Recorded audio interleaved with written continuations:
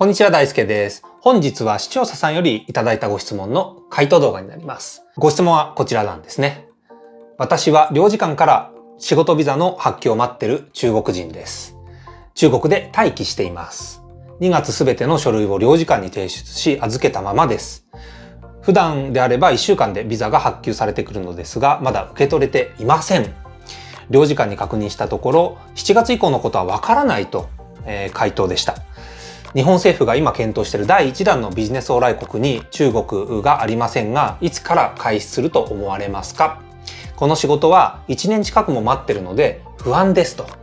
いうことなんですね。本日は中国への渡航がいつになったらできるのか、こちらの推定に関して皆さんにご報告をさせていただきます。まず結論なんですけど、中国に関しては世界の他の国と比較して早い段階で渡航解禁なされるんじゃないかなっていうふうに思っています。ビジネス渡航に関しては年内の解禁、こちら硬いんじゃないかなというふうに見させてもらっています。でこれ聞くとちょっと待ってくれと。だって今回のコロナって中国から始まったんでしょって言われる方が結構多いんじゃないかと思うんですよ。っていうのも皆さん1月末の武漢の様子を覚えていますでしょうか？中国にいる皆さんが一斉に自宅にこもり始めた時の様子、すごかったですよね。外出禁止令が出まして、それでも外出を俺は自由なんだって言いながらされた方が警察に捕まってる様子っていうのはテレビの向こう側で流れていたことを思いますけども、そんな中国が世界中の国々の中でいち早く国内観光が復活してくるということをこれ誰が予測できたでしょうかと、そういう話なんですけどね。で、本動画ではその根拠に関して中国がなぜ世界の中でも早い渡航解禁ができるのかというところを私なりに解説をさせてもらいたいと思います。で、このチャンネルでは安全に海外に行けるのが一体いつになるんだといった最新状況をお伝えしてまいります。出張だったり留学ができなくなってしまった方、家族、友達、恋人に会えなくなってしまった方、何より海外の空気を楽しめなくて寂しい思いをされてると、そんな方が多いとは思うんですが、私もその一人なんですよ。で、コロナ明けの海外行き待ち望んでいる方というのは本チャンネルの登録をお勧めさせてもらいます。それではこちらの順序で進めてまいりましょう。①、中国のコロナ感染状況。②、現時点の日中間の入国制限。③、渡航解禁はいつになるのかという順序になるんですが、中国に関しては少し経緯の説明も含めて長くなってしまいそうなので、動画を2本に分けさせていただきます。で、本日に関しては私が渡航解禁が早い段階でなされるという根拠の一つとして、①のコロナ感染状況に関して触れさせていただいて、後日後半の入国制限の現状、今後の変化に関して深掘りをさせてもらえればと思います。それでは①行ってみましょう。中国のコロナ感染状況なんですが、これもうはっきり言いましょう。数字だけ見ると世界の中でもかなり安全な部類に入ります。こちらの数字見てみてください。日本の貿易額トップ国の一覧なんですが、さらに現時点における人口100万人あたりの感染者数の少ない順に並べてみているんですね。で、中国は58名なんですよ。人口100万人あたりの感染者数58名と。数字上の話としては日本の2分の1以下ですよ、皆さん。これご存知でした？数字として。そんなバカな、信じられない。中国は危ない国に違いないと。まだお思いの方、それでもいらっしゃるんじゃないかと思います。今度は新規感染者数のグラフをこちらで見てみましょう。上が中国、下が日本のグラフになります。こう見ると中国がいかに早くロックダウンをして感染を封じ込めたのか、よくわかるグラフなんじゃないかなと思います。日本もピークは完全に過ぎ去ってはいるんですが、根絶やしにするにはもう少し時間がかかりそうですよね。で、念のため他の国々とも比較をしてみます。ダントツで中国が早期収束しているっていうのがこちら見てお分かりいただけるんじゃないでしょうか。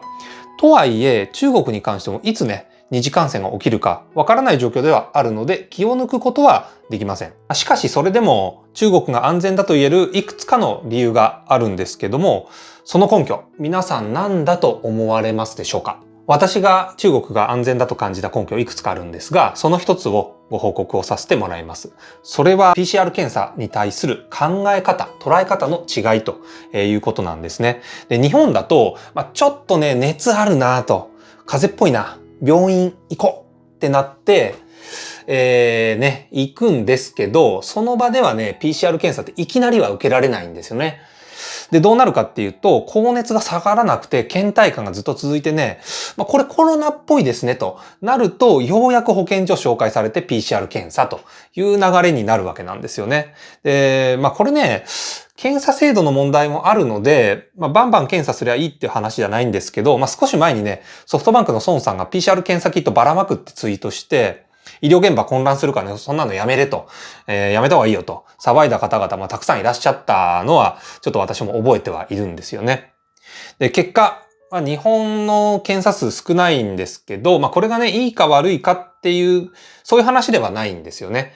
ここでお伝えしたいことは、全く逆の反対のことがね、今中国で起こっているということを皆さんにお伝えしたいと思います。それはですね、大規模な PCR 検査、こちらに積極的な国、それが中国ということなんですが、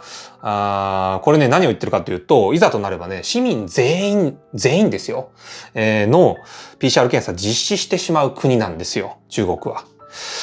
この記事はですね、AFP 通信が中国当局の発表を受けて報じたものなわけです。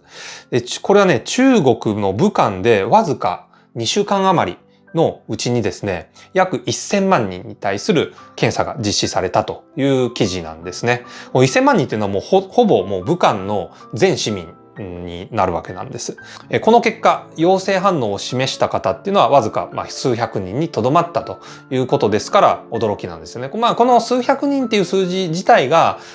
多いのか少ないかっていう、そういう話ではなくてですね、ここで押さえておきたいのは、いわゆる悪魔の証明をやってみせた国。これはね、世界の中でも類を見ないんじゃないかなと見させてもらっています。で、あとね、これは中国に限った話ではないんですが、マスクの着用ってもはや当たり前の社会になりましたよね。で、こういった行動変容がすでに始まっている社会の中で、第一波のようなね、感染爆発は起こりづらいんじゃないかなというふうに見させてもらっています。で、もちろん、これね、起こらないって言い切ることはできないので、今後の動向っていうのは、注意深くね、見ていく必要は、あるんですけども、これに関してちょっとね、興味深いニュースが先日飛び込んできました。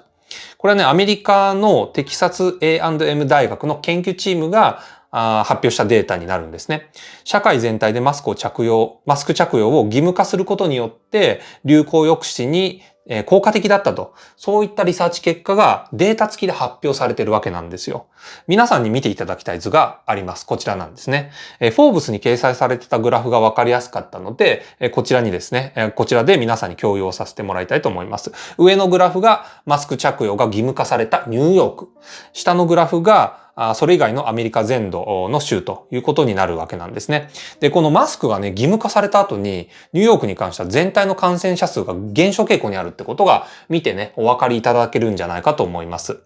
で、当初ね、マスクつけててもうマスクの意味ないよと、効果はないんだよと、あれほど行動されてたじゃないかって、私も思います、それは。気休め程度かなというふうに思ってましたし、実際にそういうふうに報道もされてたと記憶していますよね。でもね、こういうデータが出てくると見方って変わってきますよね。中国ではマスクの着用はもちろんなんですが、お金の支払いはですね、QR コード決済によって基本的には非接触型が主流になっているわけなんですよね。で、体温測定であったり、社会的距離を保つことっていうこと自体も社会に溶け込んでいるものと思われます。こういったですね、行動変容が起きた後の社会において、第2波がどのように防がれるのか、もしくはね、最悪その想定を超えて、再度ね、深刻な事態へ陥ってしまうのかといったところを今後もね、皆さんと一緒にデータを注意深く見守っていきたいと思っております。で、こちらをもってですね、中国について一応ね、本動画前半ということで、以上とさせてもらえればと思います。大まかな結論としまして、渡航解禁は比較的早い段階でなされるんではないかといったお話だったんですが、この理由のですね、後半部分、すなわち入国制限の現状と、あと今後どういった変化、入国制限に関して変わっていくのかということは、この次の動画でですね、深掘りをさせてください。それでは本日ご視聴いただきましてありがとうございました。さよなら。